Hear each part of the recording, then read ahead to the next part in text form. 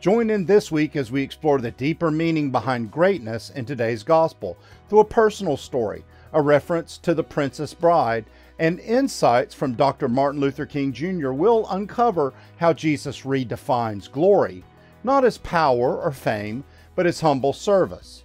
Discover how true greatness lies in selfless love and learn to follow Jesus' example of servant leadership.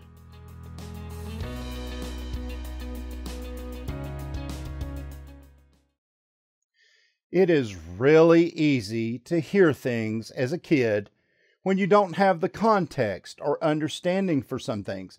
And with the available context you do have, you give it a personal meaning and you repeat the word or phrase out loud in public. You immediately hear a "don't say that," or you get punished and you have no idea why. You were just trying to join a conversation or make a statement using the knowledge you had available, and the whole thing is completely innocent. As it turns out, the word or phrase has deeper societal or double entendre meanings. That's a popular or current cultural reference or something. It really bugs you, and it feels really unjust and hurts your feelings. If you're like me and my experience, you carry that around for years until one day you hit that age of maturity where you put two and two together.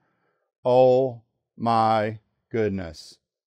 I said that in front of a bunch of adults that were in on the actual cultural understanding. Now I know why their eyes got really big and they were trying to desperately to get me to just stop asking or stop talking.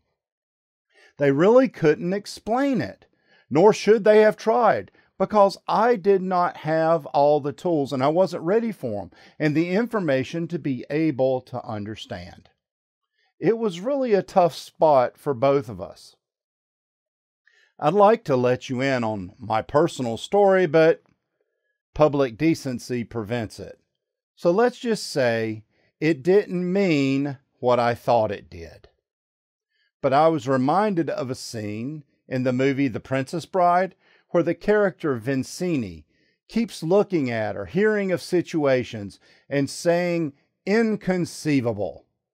This goes on for quite a while, at least long enough for it to become sort of his catchword.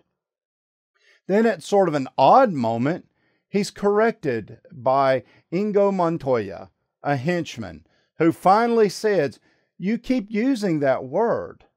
I don't think it means what you think it means." The word that Vincini maybe should have been using is impossible or unbelievable, because he's clearly able to conceive of what is happening. That phrase would have really helped me as a kid. I don't think it means what you think it means. I don't just happen to remember that moment of my life. As it turns out, something very similar is happening in the gospel for today. Now, at first glance, you would suspect that me reminiscing about being a kid would indicate the part where James and John go up to Jesus and say to him, "Teacher, we want you to do for us whatever we ask of you." And I always want to say the next line as, "And Jesus replied, 'What are you, 6?'" No offense to 6-year-old, because there's not one among us who wouldn't want to hold an open, blind promise, would we? That was about the age that I discovered that if I rubbed a genie's lamp, that I would need to wish for infinite wishes. Believe me, I tried to get more than a few blind promises. Then I started to realize that people were trying to get the same thing from me. Jesus is really gracious here. He asks, "Well, what is it you want me to do for you?" And they said to him, "Grant us to sit one at your right and one at your left in your glory." And then we get a version of, "I don't think that means what you think it means." Jesus and the disciples have been moving toward Jerusalem, and they're almost there. Along the way in Mark, Jesus has talked with them about his destiny and impending crucifixion and death 3 times. We're here at the third, And each time the disciples had managed to widely miss the point and say something wildly inappropriate. The first time, Peter shushes Jesus. Never a good idea. The second time, the group ends up arguing about which of them is the greatest until Jesus shows up and asks what they're talking about. Well, caught with their hand in the cookie jar. And now two of them are asking for seats of honor when he comes into glory. Let's check out the dictionary. Glory means praise, honor, or distinction extended by common consent, worshipful praise, honor, and thanksgiving, something that secures praise or renown, a distinguished quality or asset, state of great gratification or exaltation, a height of prosperity or achievement, great beauty and splendor, the splendor and beatific happiness of heaven. They want to be the stuff. They want seats of power. They want all of that stuff, and they want to be at the front of the line when Jesus comes into his glory. What do you say, Jesus? I don't think that word means what you think it means. It's interesting how the two use the phrase, one at your right and one at your left. Because, it's only 5 chapters later that the phrase turns up again. And with him they crucified 2 thieves, one on his right and one on his left. That moment on the cross is when Jesus came into the glory he had been talking about and trying to share with the disciples. Jesus' throne is the cross. He tried to share that fact 3 different times. In 1968, Martin Luther King Jr. delivered a sermon titled Drum Major Instinct on this gospel passage. It was an adaptation of the 1952 homily Drum Major Instincts by J. Wallace Hamilton. King points out that we have all the drum major instinct. He said, we all want to be important, to surpass others, to achieve distinction, to lead the parade, end quote. And that we should notice that Jesus didn't condemn these guys. He pointed out that our first cry as a baby was a bid for attention. It's a strong impulse that's been with us our whole lives. I just imagine these 2 guys. I'm with the disciples and upset with them. They're stabbing all their friends in the back. I want them to be put in their place. But Dr. King continued on. He said, but that isn't what Jesus did. He did something altogether different. He said in substance, oh, I see you want to be first. You want to be great. You want to be important. You want to be significant. Well, you ought to be. If you're going to be my disciple, you must be. But he reordered priorities on them. He said, you don't give up this instinct. It's a good instinct if you use it right. It's a good instinct if you don't distort it and pervert it. Don't give it up. Keep feeling the need for being important. Keep feeling the need for being first. But I want you to be first in love. I want you to be first in moral excellence. I want you to be first in generosity. That's what I want you to do. And he continued on. And so Jesus gave us a new norm of greatness. If you want to be important, wonderful. If you want to be recognized, wonderful. If you want to be great, wonderful. But recognize that he who is the greatest among you shall be your servant. That's a new definition of greatness.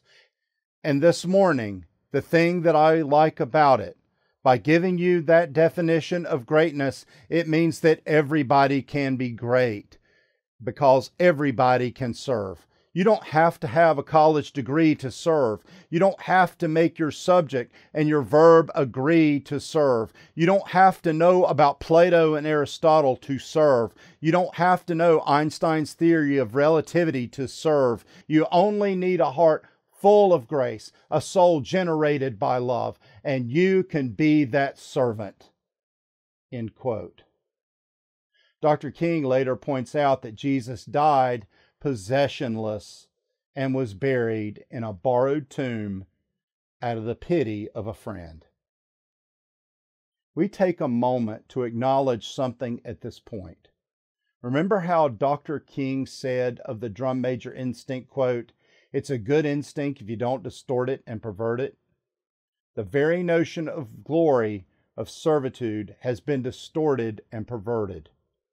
Jesus is encouraging self-giving and humility, not making out that forced servitude and taking advantage of people is okay.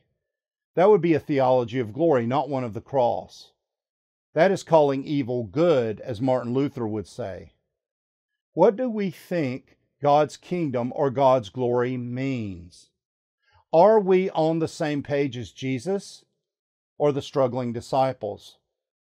Think about our journeys through life, and when we really get down to it, what has defined greatness?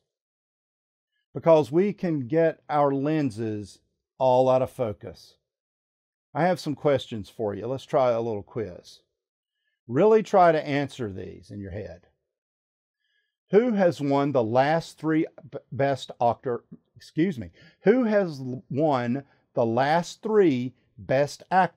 Oscars? Who are the last three Super Bowl MVPs? Who are the last three Miss Americas? Who won the Heisman Trophy for the past 3 years? How are you doing? I am doing really poorly. Those are the famous people that fit in the definition of glory. So those should be easy. But hey, I like challenges. Let's take it up a notch and try some lesser known people even. So this should be really hard. Name 3 friends that helped you through a difficult time. Name 3 people who have made you feel appreciated and special. Name someone that has helped you carry your load. Name someone that has made a sacrifice for you. Name someone that you can call at 3 a.m. if you need them. The people who make a difference in your life are the ones who care and the ones who serve. Jesus knew this. That's why he said, whomever wishes to become great among you must be your servant.